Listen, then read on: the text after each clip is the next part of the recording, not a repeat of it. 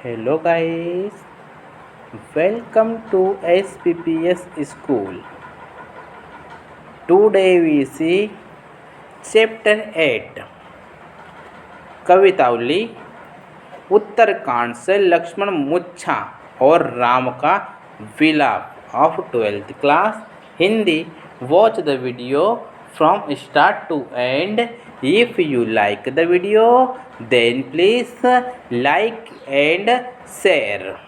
आइए हम चैप्टर 8 कवितावली उत्तरकांड से लक्ष्मण मूर्छा और राम का विलाप का सॉल्यूशन कर लेते हैं. ठीक है,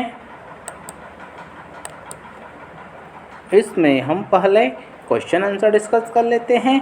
फर्स्ट क्वेश्चन दिया गया है, कवितावली में उद्धत छंदों के आधार पर स्पष्ट करें कि तुलसीदास को अपने युग की आर्थिक विषमता की अच्छी समझ है. इसका आंसर देख लेते हैं. कवितावली में वर्णित छंदों से यह ज्ञात होता है. ठीक है, कवितावली में वर्णित छंदों से यह ज्ञात होता है कि तुलसीदास को अपने युग में व्याप्त आर्थिक विषमताओं का भली भांति ज्ञान था. ठीक है, उन्होंने समकालीन समाज का सजीव एवं यथार्थपरक चित्रण किया है. ठीक है, उन्होंने समकालीन समाज का सजीव एवं यथार्थपरक चित्रण किया है जो आज भी सत्य प्रतीत होता है. ठीक है, जो आज भी सत्य प्रतीत होता है. उन्होंने लिखा है कि उनके समय में लोग बेरोजगार एवं भूखमरी की समस्या से परेशान थे. ठीक है, उन्होंने लिखा है कि उनके समय में लोग बेरोजगारी एवं भूखमरी की समस्या से परेशान थे. मजदूर, किसान, नौकर, भिखारी आदि सभी दुखी थे. गरीबी के कारण लोग अपनी संतान तक को बेचने के लिए तैयार थे. ठीक है, गरीबी के कारण लोग अपनी संतान तक को बेचने के लिए तैयार थे. सभी और विवशता का वातावरण था. ठीक है, नेक्स्ट क्वेश्चन देखते हैं. पेट की आग का शमन ईश्वर. पेट की आग का शमन ईश्वर भक्ति का मेघ ही कर सकता है. ठीक है, पेट की आग का शमन ईश्वर भक्ति का मेघ ही कर सकता है. तुलसी का यह काव्य सत्य क्या इस समय का भी युग सत्य है? तर्क संगत उत्तर दीजिए. इसका आंसर आ जाएगा, तुलसी ने कहा है कि पेट की आग का शमन. तुलसी ने कहा है कि पेट की आग का शमन ईश्वर भक्ति रूपी मेघ ही कर सकता है. ठीक है, तुलसी ने कहा है कि पेट की आग का शमन ईश्वर भक्ति रूपी मेघ ही कर सकता है. मनुष्य का जन्म कर्म फल सब ईश्वर के अधीन है. ठीक है, मनुष्य का जन्म कर्म फल सब ईश्वर के अधीन है. निष्ठा और पुरुषार्थ से मनुष्य के पेट की आग का शमन तभी हो सकता है जब ईश्वर कृपा हो, अर्थात फल प्राप्ति के लिए दोनों में संतुलन होना आवश्यक है. ठीक है, अर्थात फल प्राप्ति के लिए दोनों में संतुलन होना आवश्यक है. पेट की आग बुझाने के लिए की गई मेहनत के साथ साथ ईश्वर कृपा का होना बेहद जरूरी है. ठीक है, नेक्स्ट क्वेश्चन देखते हैं. तुलसी ने यह कहने की ज़रूरत क्यों समझी? तुलसी ने यह कहने की ज़रूरत क्यों समझी? धूत कहो अवधूत कहो, धूत कहो अवधूत कहो, रजपुतु कहो, जोल्हा कहो कहो, काहू की बेटी सो बेटा न व्यहब, काहू की जाति बिगाड़ न सो. इस सवैया में काहू के बेटा सो बेटी ने म्याह कहते तो सामाजिक अर्थ में क्या परिवर्तन आता? इसका आंसर देख लेते हैं. तुलसी इस सवैये में यदि अपनी बेटी की शादी की बात करते तो, तुलसी इस सवैये में यदि अपनी बेटी की शादी की बात करते तो सामाजिक संदर्भ में अंतर आ जाता.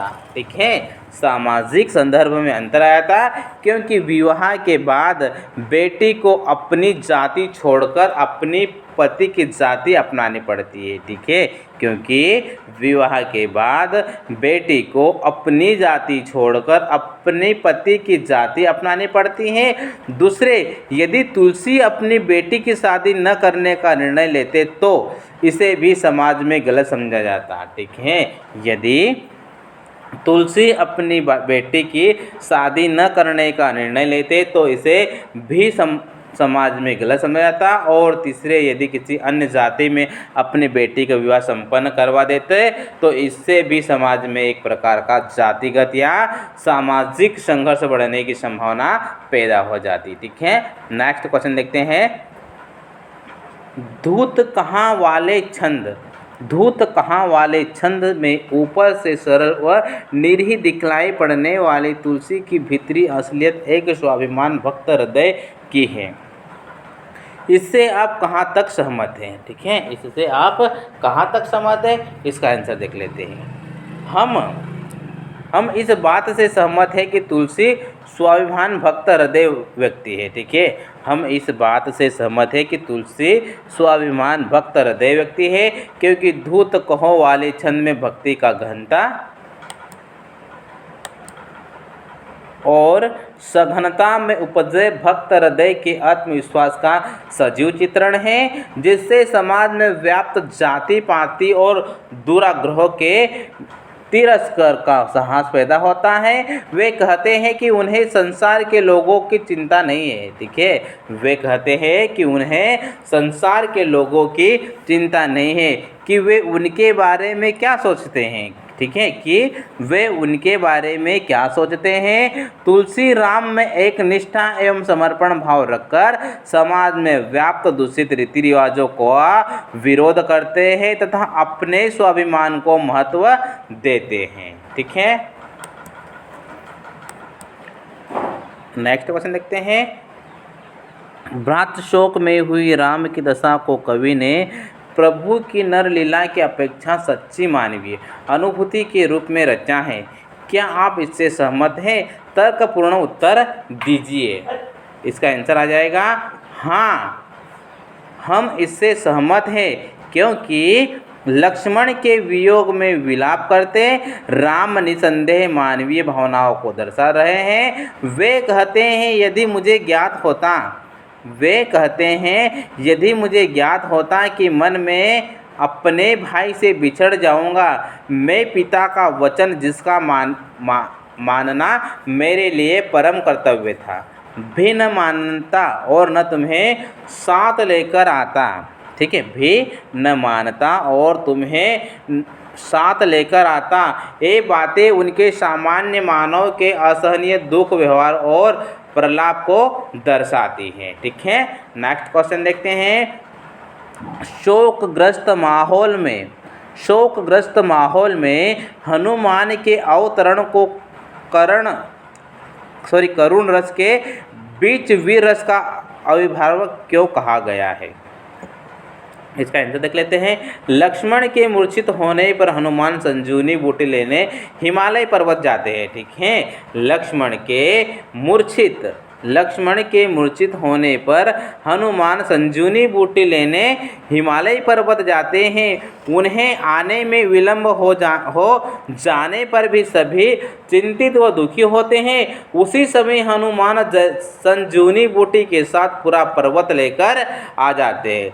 तब मानो करुण रस के बीच वीर रस का संचार हो जाता है, अर्थात लक्ष्मण की मूर्छा से दुखी निराश लोगों के मन में उत्साह का संचार होता है। ठीक है, अर्थात लक्ष्मण की मूर्छा से दुखी निराश लोगों के मन में उत्साह का संचार होता है। ठीक है, नेक्स्ट क्वेश्चन देखते हैं। जेहूँ अवध कवन मोह लाई, नारी हेतु प्रिय भाई गवाई। बस बरु अब जस सहतेऊँ जगन माही, नारी हानि विशेष क्षति नाही। भाई के शोक में डूबे राम के इस प्रलाप वचन में स्त्री के प्रति कैसा सामाजिक दृष्टिकोण संभावित है? इसका आंसर आ जाएगा। भाई के शोक में डूबे राम ने कहा कि स्त्री के लिए प्यारे भाई को खोकर मैं कौन सा मोह लेकर अवध वापस आऊँगा। ठीक है, इसको ध्यान समझेगा कि भाई के शोक में डूबे राम ने कहा कि स्त्री के लिए प्यारे भाई को खोकर मैं कौन सा मोह कर लेकर अवध वापस आऊँगा। मैं जगत में बदनामी भले ही सह सकता हूँ, क्योंकि स्त्री की हानि से इस हानि को देखते कोई विशेष क्षति नहीं थी। स्त्री का विकल्प हो सकता है पर भाई का नहीं। ठीक है, स्त्री का विकल्प हो सकता है पर भाई का नहीं। उस समय का समाज पुरुषार्थ प्रधान था, नारी को समाज में समानता का अधिकार नहीं था। ठीक है, नारी को समाज में समानता का अधिकार नहीं था। ठीक है, नेक्स्ट क्वेश्चन देखते हैं। कालिदास के रघुवंश महाकाव्य में पत्नी के मृत्यु शोक पर आज तथा निराला की सरोज स्मृति में पुत्री के सरोज मृत्यु शोक पर पिता के करुण उद्गार निकले हैं। ठीक है, करुण उद्गार निकले हैं। उनसे ब्रह्म शोक में डूबे राम के इस विलाप की तुलना करें। ठीक है, इसका आंसर देख लेते हैं। निराला की सरोज स्मृति में पुत्री में पुत्री के मृत्यु शोक तथा व्रत शोक में डूबे राम के इस विलाप की तुलना करें तो श्री राम का शोक कम प्रतीत होता है। ठीक है, क्योंकि निराला की बेटी की मृत्यु हो चुकी थी। ठीक है, क्योंकि निराला की बेटी की मृत्यु हो चुकी थी, जबकि लक्ष्मण अभी केवल मूर्छित ही थे। ठीक है, जबकि लक्ष्मण अभी केवल मूर्छित ही थे, अभी भी उनके जीवित होने की संभावना बची हुई थी। साथ ही संतान का शोक अन्य किसी शोक से बढ़कर नहीं होता। ठीक है।